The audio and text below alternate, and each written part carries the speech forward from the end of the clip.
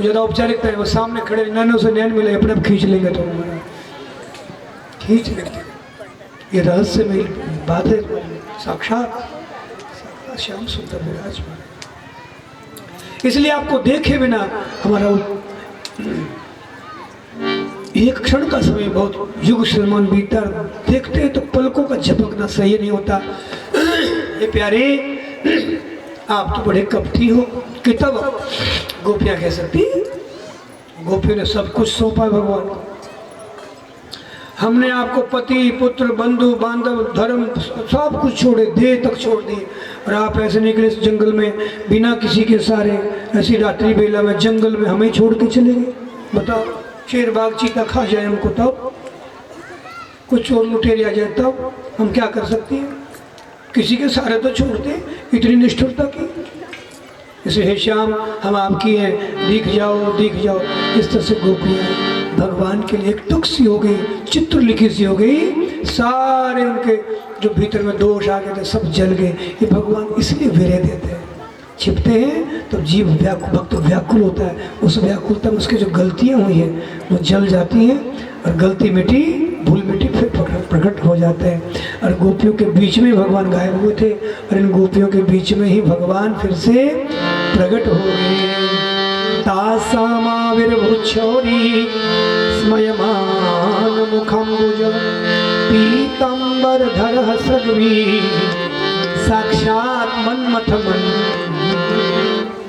ऐसे पीताम्बरधारी इन गोपियों के बीच में फिर से प्रकट हुए। बोले रास विहारी लाल। और अब की बार भगवान को घेर लेते हुए गोपियाँ, भगवान मीठे मीठे वचनों से विहार करते हुए गोपियों का सब दुख हर लेते हैं। फिर जमुना जी में प्रवेश करके झलक क्रीड़ा करते हैं। फिर बाहर आकर गोपी अपनी चुनरी बिछाती है और बहुत सारी बातें करती है, भगवान से कुछ प्रश्न पूछती है। श्याम तुम तो कैसे प्रेमी हो?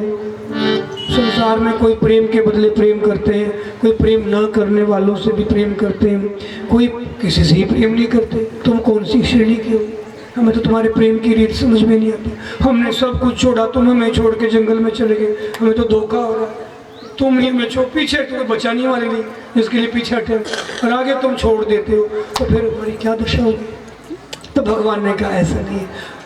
सुनो, जो प्रेम के बदले प्रेम करते हैं उनमें निज सुख की मुख्यता होती है, और जब निज सुख नहीं मिलता तो वो प्रेम टूट जाता है, वो स्वार्थ को लेकर होता है। और दुनिया में 99 से ऊपर % जितने लोग हैं इसी बात को प्रेम मानते हैं, बस मेरा सुख बना रहे, बस तो प्रेम करेंगे, नहीं होगा तो तुम तुम्हारे हमारे। महाराज 35 टुकड़े कर देते हैं, ये प्रेम की हालत होती है। तो इसको प्रेम कहते हैं।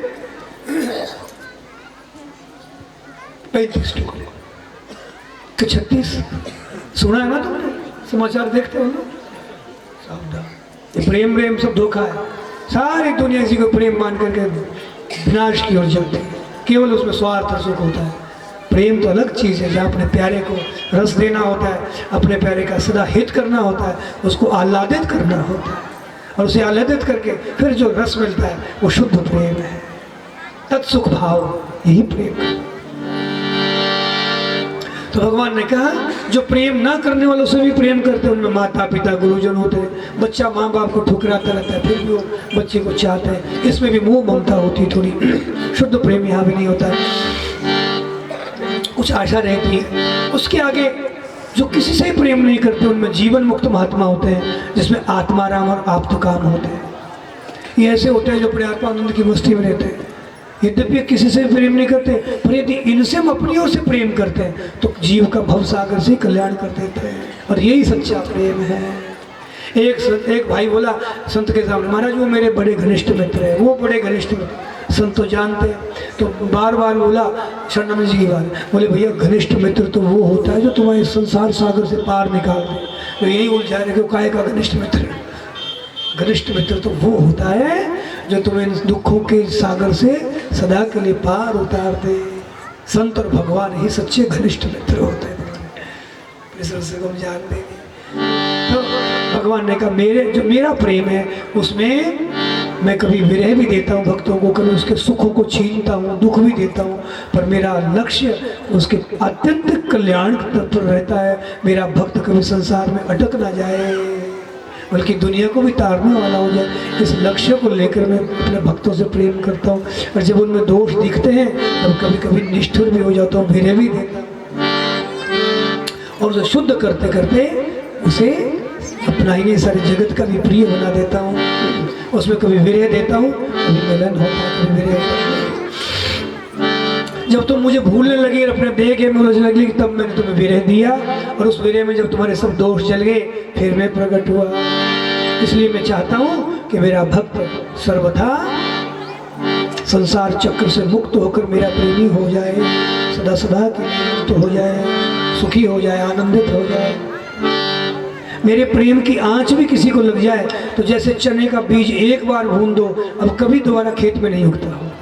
हाँ, खाने में चढ़ाओ, भुना हुआ मूंगफली का भुना हुआ भी स्वाद हो जाता है। ऐसे मेरी प्रेमी को एक बार हृदय में भगवान की आंच लग जाए, एक बार ठाकुर का प्रेम उमड़ जाए हृदय में, तो वो प्रेम ऐसी आग है, फिर दोबारा वासना के अंकुर उसके हृदय में कभी पनप नहीं सकते, उसकी झाड़ नहीं बन सकती। ऐसी मेरे बहन भाई भगवत प्रेम की महिमा है।